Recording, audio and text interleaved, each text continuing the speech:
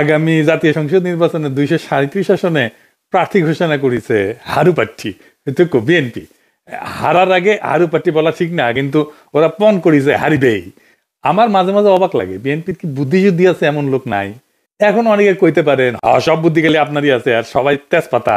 তাহলে আসেন আমরা অঙ্ক কইসা বুঝে দেখি, কেন বিএনপি যা সিট পাইতো তার চেয়ে কম সিট পাইবে এমনি নমিনেশন ঘোষণা করে। দুনিয়াতে যা রীতি বলে জানি তা অনেক ট্রায়াল আর এররের পরে স্ট্যাবলিশড হয়, প্রতিষ্ঠিত হয়, তারপরে সবাই মেনে চলে। যেমন ধরেন পরীক্ষার আগে গোল জিনিস খাওয়া যায় না, তাই না? আলু রসগোল্লা চমচম করলে খাওয়া যায়, চমচম খাবার পারেন, লম্বা আছে, আলু খেলে পরীক্ষার গোল্লা পাবেন। সেই রকম জাতীয় সংসদ নির্বাচনে কখন প্রার্থী ঘোষণা করা হয় তার কিন্তু একটা রীতি আছে। সেই রীতি কি এবং কেন সেই সময় প্রার্থী ঘোষণা করা হয়, আসেন সেটা একটা বুঝে দেখি। আমি বাংলাদেশের 4টা সাম্প্রতিক জাতীয় সংসদ নির্বাচনের প্রার্থী ঘোষণার সময়কাল ধারাবাহিকভাবে বর্ণনা করতেছি, যাতে আপনারা পুরো প্রক্রিয়াটা সময়ের ক্রম অনুসারে পরিষ্কারভাবে বুঝতে পারেন। 2008 সালে নির্বাচন, ভোটের তারিখ ছিল 29শে ডিসেম্বর 2008 সাল। তফসিল ঘোষণা হয়েছিল 24শে নভেম্বর 2008। প্রধান দলগুলা প্রার্থী ঘোষণা করছিল কখন? আওয়ামী লীগ, বিএনপি এবং মহাজোট, মানে 4 দলীয় জোট উভয়, ডিসেম্বরের 10 থেকে 15 তারিখের মধ্যে। তার মানে ভোটের 15 থেকে 20 দিন আগে চূড়ান্ত প্রার্থী ঘোষণা করছিল। 2014 সালে যদি সেখানে বিরোধী দল সবাই নির্বাচন বয়কট করছিল, তো ভোটের তারিখ ছিল 5 জানুয়ারি 2014। তফসিল ঘোষণা হয়েছিল 25শে নভেম্বর 2013। প্রধান দলগুলো প্রার্থী ঘোষণা, আওয়ামী লীগ ডিসেম্বরের শুরুর সপ্তাহে চূড়ান্ত প্রার্থী তালিকা দেয়, বিএনপি তো নির্বাচনে অংশ নেয় না, বর্জন করছিল। সময়ের ব্যবধান 30 দিন। 2018 সালে নির্বাচন হইল 30শে ডিসেম্বর, তফসিল ঘোষণা 8ই নভেম্বর। প্রধান দলগুলোর প্রার্থী ঘোষণা, আওয়ামী লীগ 25শে নভেম্বরের মধ্যে অধিকাংশ প্রার্থী চূড়ান্ত করে। জাতীয় ঐক্যফ্রন্ট, যেটার মধ্যে বিএনপি টিএনপি সবাই ছিল, 26 থেকে 28শে নভেম্বরের মধ্যে প্রার্থী তালিকা প্রকাশ করে। বাংলাদেশের রাজনৈতিক দলগুলো সাধারণত ভোটের 30 থেকে 35 দিন আগে আনুষ্ঠানিকভাবে প্রার্থী ঘোষণা করে এবং তফসিল ঘোষণার 7 থেকে 15 দিনের মধ্যে চূড়ান্ত তালিকা দেয়। তার মানে তফসিল ঘোষণার পরে প্রার্থী তালিকা দেয়। কারা দেয়? বড় দলগুলো দেয়। কেন দেয় আসেন সেটা বুঝে দেখি। এই জায়গায় আছে রাজনৈতিক কৌশলের প্রশ্ন। বড় দলগুলা প্রার্থী তালিকা যত দেরিতে প্রকাশ করে তত বেশি সময় তারা স্থানীয় জোট, আপোষ, নেগোসিয়েশন, সম্ভাব্য বিদ্রোহী প্রার্থীদের সামলানোর সুযোগ পায়। ছোট দল বা জোটের ক্ষেত্রে প্রার্থী ঘোষণা আগে ভাগে করা হয়। আমরা এটা হিসাব করে দেখাই দেব যেন বেশি সময় ধরে প্রচারণা চালাইতে পারে। এবার আমরা একটু দেখি যে ছোট দল আসলেই কি আগে প্রার্থী ঘোষণা করে। 2008 সালে আমরা তো দেখছি তফসিল ঘোষণা 24শে নভেম্বর 2008, ভোটের তারিখ 29শে ডিসেম্বর 2008। ছোট দলগুলা মানে জাতীয় পার্টি এরশাদ 28শে নভেম্বরের মধ্যে অধিকাংশ প্রার্থী ঘোষণা করে। ইসলামী দল এবং বামপন্থী জোট, যেটা জাতীয় সমাজতান্ত্রিক দল, ওয়ার্কার্স পার্টি ইত্যাদি, নভেম্বরের শেষ সপ্তাহে প্রার্থী প্রকাশ করে, অর্থাৎ ভোটের 30 দিন আগে থেকে প্রচারণা শুরু করে। 2014 সালের নির্বাচনে তফসিল ঘোষণা করে 25শে নভেম্বর, ভোটের তারিখ 5 জানুয়ারি। বিএনপি ছিল না, ডিসেম্বরের শুরু থেকে 1 থেকে 5 ডিসেম্বরের মধ্যে ছোট দলগুলো প্রার্থী ঘোষণা করে 30 থেকে 35 দিন সময় আগে। 2018 সালের নির্বাচনে তফসিল ঘোষণা 8ই নভেম্বর 2018, ভোটের তারিখ 30শে ডিসেম্বর 2018। ছোট দলগুলা যেমন ইসলামী আন্দোলন, বাংলাদেশ জেএসডি, বিকল্প ধারা, গণফোরাম, ঐক্যফ্রন্ট, এগুলো নভেম্বরের 10 থেকে 20 তারিখের মধ্যে প্রার্থী তালিকা ঘোষণা করে। এরশাদ 20 নভেম্বরের মধ্যে অধিকাংশ আসনে প্রার্থী চূড়ান্ত করে। তারা ভোটের প্রায় 40 থেকে 45 দিন আগে প্রচারণা শুরু করে, প্রার্থী সিলেকশন কমপ্লিট করে। তার মানে ছোট দলগুলো হিসাব করলে দেখা যাবে ভোটের প্রায় 45 থেকে 50 দিন আগে তারা মাঠে নামে এবং প্রার্থী চূড়ান্ত করে ফেলে। ছোট দলগুলা তফসিল ঘোষণা 5 থেকে 10 দিনের মধ্যে প্রার্থী ঘোষণা করে এবং ভোটের অন্তত 45 দিন আগে থেকে প্রচারণা শুরু করে দেয় তাদের প্রার্থী নিয়ে, কারণ তাদের প্রচারণা সীমিত বাজেট নির্ভর এবং ব্যক্তি নির্ভর, তাই আগে ভাগে মাঠে নামাটাই টিকে থাকার উপায়।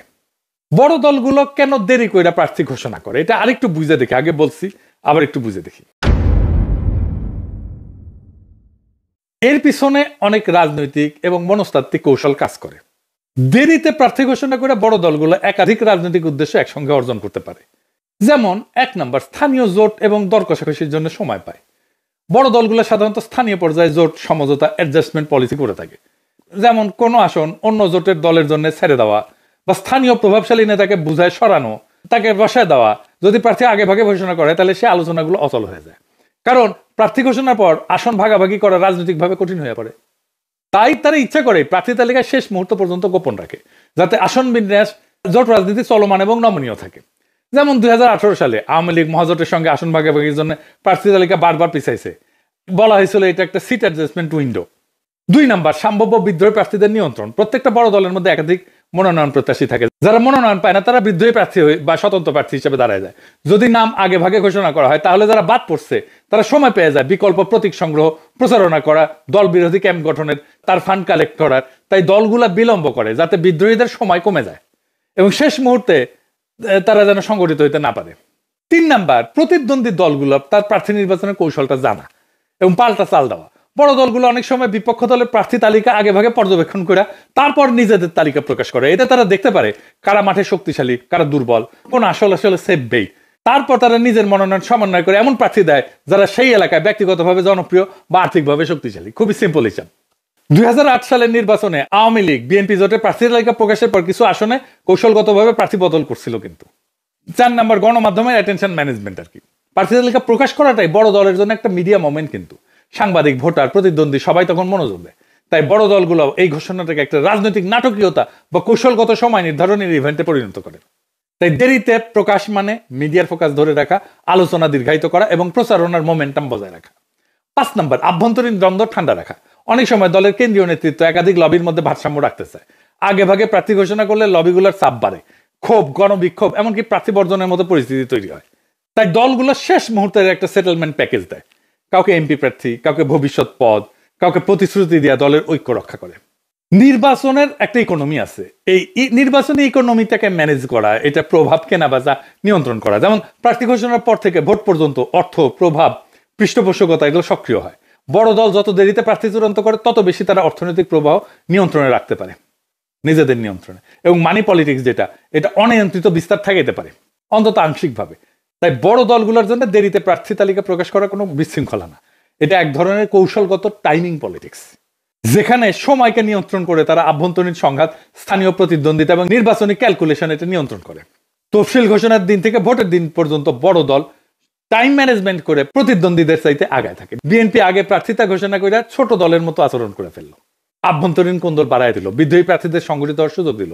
ধরেন কুমিল্লার হাজী আমিনুর রশিদ ইয়াসিন, কুমিল্লার 6 আসনে বিএনপির মনোনয়ন পায়নি। ওনার সমর্থকেরা রাস্তা অবরোধ করে বিক্ষোভ করতেছে, দেখেছেন, স্লোগান দিচ্ছে কি দেখেন, মির্জা ফখরুল, তারেক রহমান কাউরে বাদ দিচ্ছে না। শুনান এইটা সাহেব।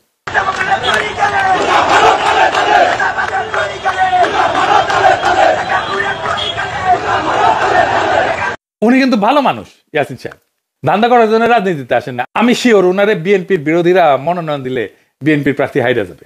লক্ষ্মীপুর স্যারে আসম আব্দুর রবের জন্য এবিএম আশরাফুদ্দিন নিজানের মনোনয়ন দেয় না। ওই সিটে আসম আব্দুর রব গোহারা হারবে যদি নিজান সাহেব অন্য মার্কা নিয়ে দাঁড়ায়। আমার হিসাবে বিএনপি 40 থেকে 50টা সিট হারাবে। এইভাবে বিদ্রোহী প্রার্থী অন্য দলে ভিড়ে যাবে। হারাধনের 10টি ছেলে রইল বা কি এক, এমনিতেই ক্ষমতায় যাবে কিনা সেটাই প্রশ্ন। তার মধ্যে ভুল কৌশলে সিট হারানোর কাম করলো, মানে মোটে মা রাধে না তপ্ত আর পান্তা। আর কি মহা ভুল করিছে। খালেদা জিয়াকে মনোনয়ন দিছে 3টে আসনে, এটা একটা ডিজাস্টার হবে। আমি সমস্ত রেসপেক্ট, খালেদা জিয়ার প্রতি সমস্ত রেসপেক্ট রেখে বলতেছি, খালেদা জিয়া সবকিছুর ঊর্ধ্বে থাকবেন। ওনারে আমরা সবকিছুর ঊর্ধ্বে রাখতে চাই, আর ওরা বিএনপির নেত্রী বানাইতে চায়। উনি কেন ইলেকশন করবেন? উনি প্রেসিডেন্ট হবেন বাংলাদেশে, বিএনপি বাদেও যে কোনো দল ক্ষমতা আসলে খালেদা জিয়া প্রেসিডেন্ট হিসেবে প্রথম পছন্দ থাকতেন। ওনাকে ওনার শরীরের এই অবস্থায় ইলেকশনে নামাইয়া তো বিএনপি তার দুর্বলতা প্রকাশ করলো। মানে ম্যাডাম তো গত 14 মাসে কোনো পলিটিক্যাল কাজে যুক্ত ছিলেন না। উনি সেরিমোনিয়াল প্রেজেন্সে যেখানে দরকার সেখানে থাকবেন, যেখানে শারীরিক সক্ষমতা লাগে সেখানে ওনাকে টাইনা আনা তো মোটেই ঠিক না। উনি কি সংসদের মিটিং এ থাকতে পারবেন? পারবেন না। উনি কি এলাকায় যাইতে পারবেন? পারবেন না। এমনকি উনি কি 3টা এলাকায় গিয়ে একটা করে নির্বাচনী সভা করতে পারবেন? পারবেন না। এমপি হওয়ার কাজ তো সিরিয়াস ফিজিক্যাল স্ট্যামিনার কাজ। তাহলে বিএনপি কেন ওনারে ভোটে দাঁড় করাইলো? করুণা বা সিম্প্যাথি ভোট পাওয়ার জন্য? করুণা পাবে কিন্তু ভোট পাবে না। করুণা দিয়ে ভোট পাওয়া যায় না, এটা একটা ব্লান্ডার। খালেদা জিয়ার প্রতি সম্মান, ভালোবাসা, শ্রদ্ধা থাকলেও মানুষ ভোট দিবে না। সে একজন কর্মক্ষম নেতা চায়, সে এমন নেতা চায় না যে শারীরিকভাবে দুর্বল। খালেদা জিয়া কখনো হারেন নাই, বিএনপি উনারে হারিয়ে যাওয়ার ব্যবস্থা করছে। আমি আজ কইয়া গেলাম, মিলাই নিয়েন। উনি যতগুলো সিটে আগে দাঁড়াইতেন সবগুলোতে জিততেন, উনি এইবার 3টা সিটে জিতে আসতে পারবেন না। আমার কথাটা মিথ্যা হইলে আমি সবচেয়ে খুশি হইতাম, কিন্তু তা হইবে না। এই বুদ্ধি কার মাথা থেকে আসছে কে জানে। ও যার মাথা থেকে আসছে ওরা খুঁজে বের করা দরকার। ওরা ইলন মাস্ক কেন টোকায় না? ওরা টোকায় নিয়ে যাওয়া দরকার। ওর তো বাংলাদেশ ওর জায়গা না। আর কি ভুল করিছে? ফজা পাগলারে নমিনেশন দিছে। ফজা পাগলার মতো যত পাগলামো, মুজিব বন্দনা, আওয়ামী রাজনীতি সবকিছু ওন করেছে। আর এক মুজিব সানা হাবিবুর রহমান, হাবিবুরও নমিনেশন দিছে। মানে মুজিব সানাদের পুনর্বাসন করেছে শক্তভাবে, যেন আওয়ামী ন্যারেটিভ চালাইতে পারে। মাদারীপুর একে একটা কাঁচা গুড়ে নমিনেশন দিচ্ছে। দেখেন ছবি, দেখেন এডিটর সাহেব, দেখেছেন এবার ভিডিও দেখেন। ধন্যবাদ জানাচ্ছি, আমাদের সকলকে ধন্যবাদ জানাচ্ছি। সবাই ভালো থাকবেন। তারেক রহমান জিন্দাবাদ, ম্যাডাম খালেদা জিন্দাবাদ, জিয়া রহমান শহীদ হোক, জয় বাংলা। দেখেছেন কাক নমিনেশন দিছে, ক্যাঙ্কা নমিনেশন দিছে। এই নমিনেশনে বিএনপির হারা আরো কাশা আসছে। এইটা সাহেব চাকভুম গানবি। না হাঙ্কারে না দুঃখ পাওয়া উচিত, দুঃখ আপনারা দুঃখ ভাব করেন। এটা সাহেব সানাই বাঁচবি, দুঃখের সুর। আর হ্যাঁ, শেখ রুমিনুর রহমান নমিনেশন পায় নাই, এজন্য খুশি হবেন না।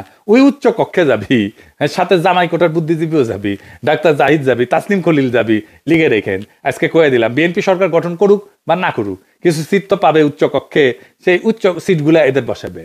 তো শেষে একটা কথাই বলা যায়, বিএনপি এখন এমন এক বরের মতো যে বিয়ের তারিখ ঠিক করার আগেই দাওয়াতনামা বিলাইছে, কিন্তু কই না পালা গেছে তা খেয়াল করে নাই। প্রার্থী ঘোষণা করতে গিয়ে আরে এমন তাড়াহুড়া করলো যেন মাঘের শীতে গরম জিলাপি খাওয়ার লাইন ধরিছে, কিন্তু দোকান এখনো খোলেইনি। আর খালেদা জিয়াকে 3টে আসনে মনোনয়ন দেওয়া মানে দৌড় প্রতিযোগিতায় নিজের দাদিকে নামানো, এই আশায় যে সবাই সম্মান করে জিতাই দিবে। সম্মান দিবে ঠিকই, কিন্তু জেতাবে না। ভোট তো দৌড়ের মতো, যে আগে পৌঁছায় সেই জেতে। ফজা পাগলার মুজিব সানাদের নমিনেশন দেখে মনে লাগতেছে যে বিএনপি এখন রাজনীতি না, রিহ্যাবিলিটেশন সেন্টার হইতেছে। তাই বলি, বিএনপি এবারের নির্বাচনী কৌশল একটাই, আগে হারবে পরে ভাববে। দলের নামও বদলায় দেওয়া দরকার, হারু পার্টি লিমিটেড। এই যে সাহেব এখন সানাই না একটা বাঁশির সুরে শেষ করেন। হ্যাঁ, আর একটা গান গাই আমি। হ্যাঁ, ওই যে আরো দিন তো গেল, সন্ধ্যা হলো, পার করে কে তোরে। হারু দিন তো গেল, সন্ধ্যা হলো, পার করে কে তোরে।